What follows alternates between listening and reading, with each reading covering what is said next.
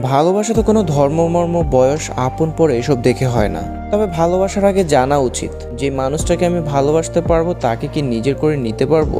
উত্তরে যদি হয় না, তাহলে সেখান থেকে সরে আসাই উত্তম। আমার বয়স যখন 9 বছর, তখন আমি ক্লাস 3-তে পড়ি।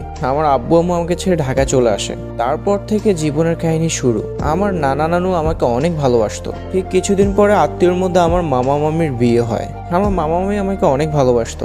যখনই আমি নানা নানুর কাছে যেতাম, তখনই মামি আমাকে খুব আদর করত। উনি আমাকে তার মেয়ের মতো দেখতো, আমাকে অনেক ভালোবাসতো। মায়ের অভাব কখনো বুঝতে দেয়নি। ওনার একটা ছোট ভাই ছিল, মামির কাছেই থাকতো। যখন আমি ক্লাস 6-এ উঠি, 2019 সাল 24শে আগস্ট বুধবার, সেদিন মামির ভাই আমাকে প্রপোজ করে। ভাবতে কেমন জানি লাগতেছিল, আমি তার ভাগ্নি। এটা নিয়ে সারা রাত অনেক চিন্তা করলাম, এটা কিভাবে সম্ভব। আর মামির ভাইটা দেখতে মাশাআল্লাহ অনেক সুন্দর ছিল, এক কথায় ক্রাশ খাওয়ার মতো। আমি আসলে তখন না করতে পারিনি। তার সৌন্দর্য